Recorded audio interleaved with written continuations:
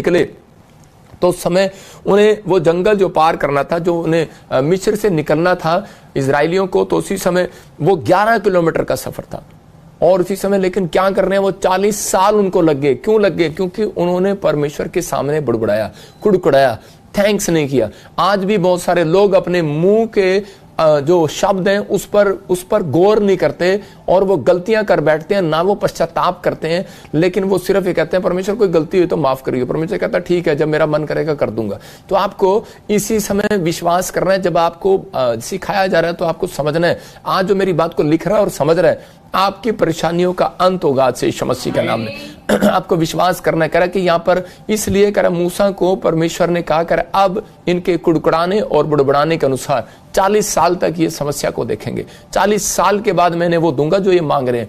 आज हो सकता है कह रहा कि आज आपका सफर सिर्फ चार दिन का हो, आपको 4 महीने का हो, लेकिन आपने 4 साल लगा दिए आपके पास बच्चा ना हो, 4 साल लगा दिए आपके पास नौकरी ना हो, 4 साल लगा दिए आपने, लेकिन हमारे मुंह के शब्दों के कारण कह रहा है परमेश्वर कई बार कह रहा मसीह लोगों से दूर हो जाता है। क्योंकि जैसे बाइबल में लिखा भजन संहिता में कि बुराई करने वालों से परमेश्वर कह रहा विमुख हो जाता है। विमुख मतलब कि इतनी दूर, जितनी दूर आसमान है धरती से, पता भी नहीं लगता कितनी दूर है, उतनी दूर चला जाता है। तो इसका मतलब यह है कि अगर हम मुंह से गलत अंगीकार करते हैं तो परमेश्वर उसी समय हमारे जीवन में वो जो काम होना होता है तो उसको रोक देता है।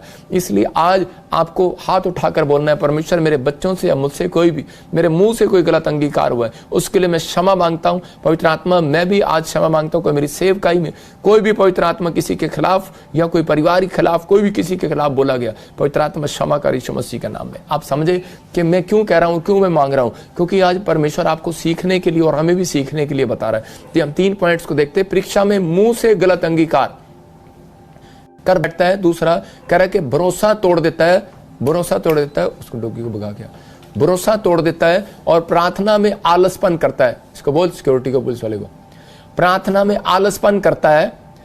इसका मतलब क्या है कि आलसपन कह रहा है, इसका मतलब जब आपके ऊपर जब परीक्षाएं आती हैं, समस्याएं आती हैं, तो उसी समय एक व्यक्ति का विश्वास टूटने लगता है और उसी समय वो प्रार्थना करने में बोलता है छोड़ यार, छोड़ परे प्रार्थना करना, छोड़ परे चर्च जाना, छोड़ परे बाइबल पढ़ना। परमेश्वर उसका परमेश्वर नहीं है, याद रखना। उसी समय वो समस्या को देखता है। यहाँ पर उत्पत्ति की किताब को हम देखते हैं कि यहाँ पर याकूब के जीवन में बड़ी बड़ी परीक्षाएं, में उसका भाई एसाव उसको मारने पर है और उसी समय मारने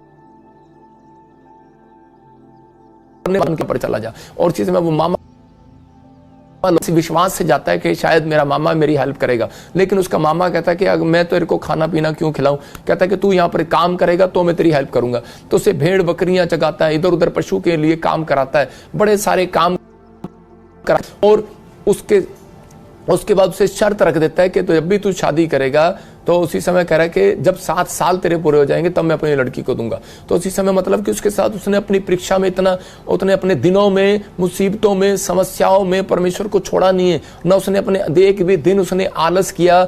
लेकिन ये इतना बड़ा संत भी, इतना बड़ा याजक भी, ये मैं कह रहा हूं कि एक जगह पर ये चूक कर बैठा, एक जगह पर ये गलती कर बैठा। मतलब कि इसने अपनी लाइफ में सब कुछ किया लेकिन एक जगह ये चूक जाता। हम देखते क्या हुआ यहाँ पर, हाँ पढ़ेंगे, देखो लिखा यहाँ पर क्या हो रहा है कि इसका मामा लोबान के यहाँ से एक दिन ये परेशान होकर अपनी पत्नी को, अपने फैमिली को निकलने के लिए बोलता है और कहता है कि अब हम यहाँ से निकल जाएंगे, हमें पैसा मिले ना मिले, मजदूरी मिले ना मिले, अब हम अपना सब कुछ छोड़कर यहाँ से हम निकल जाएंगे। जब ये निकल रहे थे तो उसी समय इसकी पत्नी ने क्या किया, इसकी पत्नी ने उसी समय जो अपने बाप की बड़ी अच्छी अच्छी मूर्तियां थी, अच्छी अच्छी फोर्ट में थी। आपको पता है जब औरतें निकलती हैं किराए के मकान से तो उसी समय वो क्या करती हैं, तो उसी समय सुंदर सुंदर चीजें उठा लेती हैं, उनके झाड़ू भी उठा लेती हैं, वो मकान वाले के पोछे भी उठा लेती हैं, मतलब कुछ नहीं छोड़ती वहां पर। तो यहाँ पर ये औरत ने भी यही किया, करे जिस किसी के पास तू अपने देवताओं के पाए सो जीता ना बचेगा। मतलब कौन बोल रहा है यहां पर? उसने इल्जाम लगा दिया। कुछ तो वो दुख में था, कुछ तो वो परेशानी में था याकूब, लेकिन उस समय में उसके ऊपर एक उल्टा चोरी का ब्लेम लगा दिया। तूने मेरी सोने की मूर्तियां चुरा ली, तूने मेरा ये लॉकेट रख लिया, तूने मेरे चांदी की चीजें रख ली। और इसी समय परेशान हो जाता है बेचारा, इतने टेम्पटेशन में, इतनी परेशानियों में, इसके पास एक से एक परीक्षा आ रही है और ये क्या कर रहा है। और इसी समय ये मुंह से बोल बैठता है, बोलता है, कह रहा है कि अगर किसी ने चुराई हो तेरी चीजें, कह रहा है कि वो जिंदा ना रहे। और इसको ये नहीं पता होता, लिखा क्योंकि याकूब ना जानता था कि राहेल उसकी पत्नी उसकी वस्तुओं को चुरा ले गई है। उसी की लड़की, उसी की पत्नी, कह रहे हैं कि उसने चुरा ली है। और उल्टा आपको एक और चीज बता रहा हूं कि वो उस समय में वो गर्भवती थी, और जब वो गर्भवती थी तो उसी समय उसके बाप ने जब उसकी छानबीन किया कि यहाँ पर क्या चोरी का, तूने तो नहीं चोरी की, एक तो उसने झूठ बोला और ऊपर से वो गर्भवती होकर उन मूर्तियों के ऊपर बैठ गई। और उसी समय जब वो बैठी तो उसी समय मैंने कहा वो शराब उसके अंदर चले गए। आप समझ रहे हैं कि नहीं? मैं कह रहा हूं कि उसी समय, इसका मतलब कि हमारा कहीं पर खड़े होना, हमारा बोलना, हमारा बैठना परमेश्वर देखता है। इसलिए पवित्र आत्मा बाइबल बोलती है कि तू कह रहा ऐसे मार्ग में ना खड़ा हो, ऐसों की संगति में ना बैठ।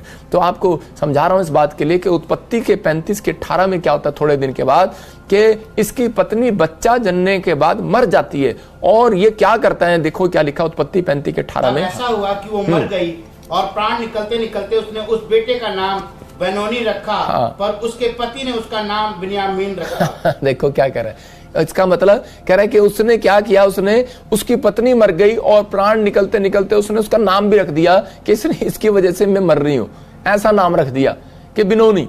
और उसके बाद उसके पिता ने आके उसका नाम चेंज कर दिया। कहता है इसने तो, कह रहा है ये तो मेरे लिए अच्छा नहीं आया, लेकिन कह रहा है कि मेरी पत्नी को लेके चला गया। लेकिन आज हो सकता है, कह रहा है कि आज नाम बदल रहे हैं लोग, घर बदल रहे हैं लोग, लेकिन परमेश्वर का आत्मा कह रहा है कि अपना मन नहीं बदल रहे, अपना स्वभाव नहीं बदल रहे। यहाँ पर सब कुछ कर रहे हैं, लेकिन यहाँ क्या करने की जरूरत थी कि इसको अपनी गंदी हैबिट को चेंज करने की जरूरत थी, अपने उन विचारों को चेंज करने की जरूरत थी कि जिस कारण से इसने अपने मुंह से ये बात निकाल दी थी। तो आज ये क्या कह रहा है, यहाँ इसी समय ये बात बोल रहा है अपने आप कि परमेश्वर नहीं, ये जान नहीं पा रहा है, लेकिन इसकी ये गलती निकली कि इसने अपने मुंह से अपनी पत्नी के बारे में बोल दिया था कि अगर किसी ने चोरी की हो तो मर जाए। मतलब आज यहाँ पर, और उसी समय इसकी पत्नी थोड़े दिन के बाद मर गई। उसका मरने का टाइम नहीं था, वो बच्चा जन रही थी, लेकिन क्यों मर गई? क्योंकि उसने अपने मुंह से निकाला था। एक बार क्या हुआ कि एक औरत थी और वो अपने पति के रोज, आपको पता है जब पति जब काम से आता है तो उसी समय जब वो पर्स अपना पैंट जब खूंटी पर टांगता है तो उसी समय लोग, औरतें क्या करती हैं, उनके पर्स में से पैसे चुरा लेती हैं। उसमें से जब वो सो रहा तो देख रही होती है 100 का नोट, 200 का नोट, 1000 का नोट, दो, खासकर यूपी में तो जरूरी है ये काम। तो वहां पर चलता रहता है, मतलब कि बहुत सारे लोग ऐसा करते हैं। और इसी समय उसने सोचा शायद मेरे पति को नहीं पता होगा, लेकिन पति बेचारा परेशान, 1 दिन हो गया, 2 दिन हो गया, 3 दिन हो गया, कहता यार पर्स कौन चोरी कर रहा, मेरा पर्स में से रोज 2000 का नोट निकल जाता है, कभी 1000 का, अब तो खैर निकलने बंद हो गए 2000 के, तो 500 कभी 50 कभी चोरी हो रहा था। एक दिन उसको गुस्सा आ गया और उसने उस गुस्से में क्या कहा, उसने गुस्से में अपनी पत्नी को ही, उसको पता ही नहीं है कि मेरी पत्नी चुराती है, और उसने कहा जो मेरे पर्स में से चोरी करता उसकी टांग टूट जा। और भाई साहब देखो फोटो स्क्रीन पे, और पत्नी भाई साहब पड़ी वहां पर हॉस्पिटल में और उसकी टांग टूट रही, रिक्शे पे आई, बैठी आ रही, फोन कर रही, खरी भाई ले जा, खरे क्या हो गया, खरी टांग टूट गई, खरा कल ही मुंह से निकाला था आज ही टांग टूट गई, ये कैसे हो गया? इसका मतलब क्या है? इसका मतलब याकूब जो है करा नहीं समझ पाया, लेकिन आज का याकूब तो समझ ले कि हमारे मुंह के शब्दों को परमेश्वर सुनता है। हम अपने मुंह के शब्दों के कारण कई बार फंस जाते हैं। इसलिए 11 किलोमीटर का सफर 40 किलोमीटर चला गया। नीति वचन के 6:2 में लिखा, तू अपने मुंह के शब्दों से फंसा, तू अपने मुंह के वचनों से पकड़ा गया। आज बता रहा हूं कि आपको बचाव के लिए क्या करना है। अगर आप अपने मुंह के शब्दों के कारण, हो सकता है आज कोई बीमार हो सकता है आपकी किडनियां खराब हो, आपके पेट में दर्द होता, आप कहते हो लगता है मुझे किडनी खराब हो गई है, हो डैमेज। आप समझ रहे हैं? आपको नहीं बोलना ऐसी बात। हो सकता है डॉक्टर रिपोर्ट में दिखाए, कहता है हेलो तेरा बच्चा टेढ़ा है, उसको बोलो अबे तेरा दिमाग टेढ़ा है, हम प्रार्थना करेंगे सीधा हो जाएगा, क्योंकि बाइबल में लिखा कह रहा है कि वो टेढ़ों को सीधा करना जानता है। हालेलुया। आप समझ में आ रहा है कि नहीं? अगर आपकी सास टेढ़ी है, आ जाना सीधी हो जाएगी। मैं कह रहा हूं कि अगर आपका बाप टेढ़ा है, मैं कह रहा हूं प्रार्थना करके देखना सीधा हो जाएगा। बच्चा टेढ़ा है, सीधा हो जाएगा। मैं ये नहीं कह रहा हूं टेढ़ा है वो सीधा हो जाएगा, आपको प्रार्थना करनी है और परमेश्वर सब कुछ सीधा करेगा। कोई मार्ग अगर टेढ़ा है वो सीधा हो जाएगा, हर काम सीधा हो जाएगा आपका यीशु मसीह के नाम में। आपको सिर्फ उस ब्लेसिंग को लेना है अपने अंदर कि पवित्र आत्मा आपसे प्यार करता है। उपाय बता रहा हूं कि उपाय क्या है। कह रहा है कि नंबर 1, कह रहा है कि 2 उपाय बता रहा हूं कि आपको बचाव के लिए। कह रहा है परीक्षा में मुंह को संभाले, परीक्षा में आपको अपने मुंह को संभालना है, क्योंकि पहला पत्रस में भी लिखा कि वहां पर कह रहा है 3:10 में कह रहा है कि अपनी जीभ को रोके रहे। अगर तू अच्छे दिन देखना चाहता है तो अपने जीभ को रोके रहे। तो ये आपको सबसे पहला पॉइंट है। फिर दूसरा कह रहा परीक्षा को देखकर प्रार्थना में आलस नहीं करना। बहुत लोग जब परीक्षाएं आती हैं तो उसी समय जब उनको कोई बैड न्यूज की पता लगती है, और तेरी रिपोर्ट करा दी किसी ने, और तेरा बच्चा वहां गिर गया, तो उसी समय भागते हैं, दौड़ते हैं उस कैसे सोल्यूशन निकलेगा। लेकिन कुछ लोग कह रहे नहीं सीखते बाइबल पढ़ने के बाद भी। यीशु मसीह जब नाव में था तो चेले दौड़ के अपने बाप को बता रहे थे, हेलो ये क्या हो गया। नया नया तो मेरी कलीसिया बढ़ने लगी और उसी समय एक व्यक्ति ने मुझे फोन किया, तो उसी समय रात के 2 बज रहे थे। कह रहा भाई साहब मेरी भैंस बहुत धाड़ मार रही है, मैं कर रही है। मैंने कहा बेवकूफ के ये भी नहीं कह सकता उसको कि मैंने कहा भाई साहब आप खुद प्रार्थना करके देखो। कह रहा नहीं जी, कह रहा जी देखो जी आप प्रार्थना करो जी, हमारे से तो कुछ नहीं हो रहा जी, भैंस बहुत धाड़ मार रही है। मैंने कहा रात के 2 बजे। इसका मतलब क्या था, मैं समझ गया कि वो व्यक्ति आलसी है, वो व्यक्ति प्रार्थना नहीं कर रहा। उसको नींद आ रही होगी, उसने कहा चल पादरी को फोन लगा देना। तो आपका इसका मतलब क्या है? मतलब सिक्योरिटी गार्ड, हम तो सिक्योरिटी गार्ड का काम करते हैं, रातों को भी जागते हैं, इसका मतलब। लेकिन आप जब प्रार्थना करते हैं, हम तो करेंगे, हम तो एटीएम मशीन है आपके लिए, जब मर्जी आकर आप निकाल सकते हैं, प्रार्थना करा सकते हैं। लेकिन मेरे कहने का मकसद ये, अगर आपके जीवन में आलस है प्रार्थना करने का, आपके जीवन में आलस है, मैं कह रहा हूं काम हुआ या नहीं हुआ, आप करके तो देखो, परमेश्वर रिजल्ट देगा आपको यीशु मसीह का नाम में, आपके जीवन में काम करेगा। यीशु मसीह देख रहा था नाव में, चेले कह रहा है उसी समय यीशु मसीह को आके उठा रहे थे, इतनी जोर से हिला रहे, कुछ तो तूफान हिला रहा है यीशु मसीह को, उसकी नींद खराब कर रहा है, कुछ तो नाव हिल रही है ऐसे दूं दूं दूं, और ऊपर से आकर हिला रहे हैं, बोल रहे हैं, कह रहे यीशु मसीह क्या कर रहा है, तू सो रहा है, खड़ा हो यहाँ से, जल्दी कर, सो रहा है। और इसी समय यीशु मसीह ने उठकर तूफान को नहीं डांटा, याद रखना सबसे पहले चेलों को डांटा। क्या डांटा? कह रहा कि ए अल्पविश्वासियों, कह रहा तुम्हारा विश्वास कहाँ गया, अविश्वासियों तुम्हारा विश्वास कहाँ गया। कह रहा आलसी, मैं कह रहा हूं कि यहाँ पर आलसी कह देता उनको समझ में आ जाता, लेकिन यहाँ कह रहा है अल्पविश्वासियों तुम्हारा विश्वास कहाँ गया। तो इसका मतलब उन्हें डांट रहा है, और यीशु मसीह ने उसी समय उठकर डांटा और तूफान शांत हो गया। वो बताना चाहता है इस मैसेज से, कह रहा है कि अगर आपको कोई बैड न्यूज देता है, आप बाहर ना जाओ, आप फटाफट चाहे दो, मुझे पता है हो सकता है कि उसी समय पता लगे कि किसी का एक्सीडेंट हो गया है, और उसी समय आपको बाहर नहीं जाना, आपको उसी समय घुटने टेकना और परमेश्वर कहना, परमेश्वर दया कर, और उसी समय सुरक्षा दे, मैं अपने बच्चे को मिलने जा रही हूँ, और उसी समय फिर जाओ। अब मैं कह रहा हूँ 1 सेकंड क्या आप घुटने नहीं टेक सकते? आप टेक सकते हैं। मैं कह रहा हूँ उसी समय आप जाएंगे, वो तूफान शांत हो जाएगा यीशु मसीह के नाम। एक्सीडेंट हुआ तो था, लेकिन कोई चोट नहीं लगेगी। याद रखना, परमेश्वर है आपके साथ। आपको परमेश्वर ने बनाया, आपको डराने के लिए नहीं बनाया, आपको परमेश्वर ने मसीह में घबराने के लिए नहीं बनाया, परीक्षा में कह रहा कि खड़े रहने के लिए नहीं, कह रहा कि गिरने के लिए नहीं बनाया, आपको खड़े रहने के लिए भी नहीं बनाया, कह रहा कि आपको वहां से निकालने के लिए बनाया। आपको निकालेगा परमेश्वर ने परीक्षाओं में, लेकिन किसको? जो परीक्षा में खड़ा रहेगा, स्थिर रहेगा, और वो अपनी लाइफ में मिराकल को देखेगा। इसलिए यीशु मसीह ने इस वचन से कहा कि आलस नहीं करना अपनी लाइफ के अंदर। उत्पत्ति 3:8 में देखो यीशु मसीह क्या बोल रहा है, परमेश्वर क्या बोल रहा है आदम और हव्वा को। हाँ पढ़ेंगे। तब यहोवा परमेश्वर ने जो दिन के ठंडे समय, जोर से पढ़ो। तब यहोवा परमेश्वर जो दिन के ठंडे समय वाटिका में फिरता था का शब्द उनको सुनाई दिया। तब आदम और उसकी पत्नी वाटिका के वृक्ष के बीच यहोवा से छिप गए। देखो क्या कर रहे हैं यहाँ पर, कह रहा है इसका मतलब क्या था कि ये इनके अंदर आलसपन आ गया, और उस दिन ये कह रहा है कि प्रार्थना करने के लिए नहीं गए, उल्टा परमेश्वर आ गया। भोर के समय प्रार्थना करने आता था, कह रहा है यहोवा परमेश्वर जो दिन के ठंडे समय, इसका मतलब तड़के तड़के परमेश्वर आता था। जो लोग सुबह उठते नहीं, बोलते हैं, कह रहे नहीं नहीं पादरी साहब, पादरी बजिंदर गलत प्रचार कर रहा, तड़के नहीं उठना, सवेरे 4 बजे नहीं उठना, कोई जरूरी नहीं है 10 बजे भी उठ सकते हो, कोई जरूरी नहीं है 11 बजे भी उठ सकते हो। लेकिन परमेश्वर का आत्मा बोलता है यिर्मयाह 48:10 में, आलसी लोग शरापित है। शरापित है वो व्यक्ति जो आलस से काम करता है। और पुराने नियम में बोलता है मैं पुराना नियम खत्म करने के लिए नहीं आया, कह रहा पूरा करने के लिए आया, भविष्यता की बातों को आपको समझना है। कह रहा यहाँ पर क्लियर कह रहा इसलिए तड़के समय में उठकर चला गया। तेरी मम्मी ने कहा इसको वचन को भगाने के लिए, लगा के रख। तब यहोवा परमेश्वर जो दिन के ठंडे समय वाटिका में फिरता था का शब्द उनको सुनाई दिया। मतलब तब आदम और उसकी पत्नी वाटिका के वृक्षों के बीच यहोवा परमेश्वर से छिप गए। इसका मतलब कह रहा है कि आज सुबह परमेश्वर आवाज लगा रहा होता कानों में, लेकिन कुछ लोग रजाई में छिप जाते हैं, अपनी चादर में छिप जाते हैं, सुबह मन करता ही नहीं उठने का, छिप जाते हैं। आलसी लोग हैं वो। मैं फिर उन लोगों के लिए कह रहा हूं कि अगर उनके जीवन में समस्या कब आती है, जब हम परीक्षाएं कब आती हैं, मुसीबतें ज्यादा कब आती हैं, जब हम अपनी जिंदगी में प्रार्थना करने में आलस करते हैं, बाइबल पढ़ने में आलस करते हैं, हम चर्च जाने में आलस करते हैं, कोई काम करने में आलस करते हैं, तब हमारे जीवन में कह रहे कि ये प्रॉब्लम आना स्टार्ट होता है। आदम हव्वा बड़े अच्छे से जी रहे थे, बाग में सब कुछ था, लेकिन जिस दिन से कह रहा उन्होंने आलस करना शुरू कर दिया। उस दिन से कह रहा है कि वो प्रॉब्लम आ गई और उसी समय परमेश्वर को मालूम हो गया कि आजकल ये प्रार्थना करने के लिए नहीं आते, क्योंकि उस समय जब ये प्रार्थना इनकी कम हुई तब सांप जो है इनका पीछा करने लगा और तब आकर इनसे बात करने लगा।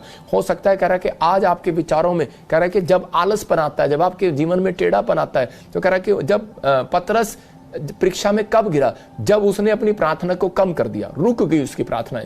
जब कह रहा है कि आज एक एग्जांपल दे रहा हूं, जब पानी तालाब में जब रुक जाता है तो मच्छर उस पर बैठ सकते हैं, लेकिन अगर पानी का समुद्र में चल रहा हो तो मच्छर क्या कोई माई का लाल नहीं बैठ सकता उस पर। मच्छर क्या उसकी पत्नी भी नहीं बैठ सकती। मैं कह रहा हूं कि उस पर कोई बैठने वाला नहीं है, क्योंकि पवित्र आत्मा का आदेश है प्रार्थना करने वाले पार हो जाएंगे यीशु मसीह के नाम में, प्रार्थना करने वाले स्थिर रहेंगे यीशु मसीह के नाम में। इसका मतलब आपको अपनी जिंदगियों में काम करना है कि मैं इन चीजों से बचूं, कि मैं प्रार्थना में वो अगर मैं परीक्षा आ रही है तो उसी समय मैं अपने मुंह को संभालूं और मैं प्रार्थना में आलस ना करूं। अगर आप आलस करते हैं तो प्रॉब्लम आती है। लेकिन तीसरा, आपको ऐसी समय में आपको भरोसा बनाए रखना है कि परमेश्वर मैंने प्रार्थना की और मेरा भरोसा मेरी जिंदगी में होगा। मत्ती 6:31 में देखते हैं कि एक जगह पर यीशु मसीह अपने लोगों को इशारा करके बोल रहा है और क्लियर बोल रहा है अपने लोगों को इशारा करके। क्या कह रहा है अपने लोगों को इशारा करके? पढ़ेंगे। हाँ, इसीलिए तुम चिंता करके ये ना कहना कि हम क्या खाएंगे या क्या पिएंगे या क्या पहनेंगे। देखो कह रहा है इसलिए तुम चिंता करके ये ना कहना। बस इसका मतलब यहां पर भी मुंह के बारे में बता रहा है कि चिंता करके ये ना कहना हाय हमारा क्या होगा। प्रार्थना करने के बाद भी कुछ लोग बोलते हैं बस साडा की होएगा। परमेश्वर का आत्मा कह रहा है कि तुम्हारा कुछ नहीं होगा, तुम्हारा भला ही होगा। आपको बस मुंह से नहीं कहना, आपको मुंह से नहीं कहना। कह रहा है ये ना कह देना हम क्या खाएंगे क्या पिएंगे, इसलिए आपका फूड का काम खत्म हो जाएगा, आपके बिजनेस खत्म हो जाते हैं, आपकी प्रॉब्लम बढ़ जाती है। क्यों? क्योंकि यहाँ पर इजरायलियों से नफरत कर रहा था परमेश्वर उस समय, जब मूसा के समय में वो लोग क्या कह रहे थे, आया हम क्या खाएंगे क्या पिएंगे। इसका मतलब उन्होंने ये बात बोल दी थी कि अब हमारा क्या होगा। तब परमेश्वर ने कहा अब मैं इनको कह रहा 40 साल जंगल में फिराऊंगा, अब इन्हें पता लगेगा जब तक इनका विश्वास नहीं होगा। इसका मतलब कह रहा है अपनी परीक्षा को बढ़ाओ नहीं। अब अगर आपके जीवन में कोई परीक्षा आ रही, मुसीबतें आ रही, दुख आ रहे हैं, अय्यूब समझदार था। जिस दिन उसके जीवन में परीक्षा आई, उसका बच्चा तक मर गया, उसके पशु तक पर अटैक कर दिया गया, उसने हाथ उठाकर कहा धन्यवाद परमेश्वर।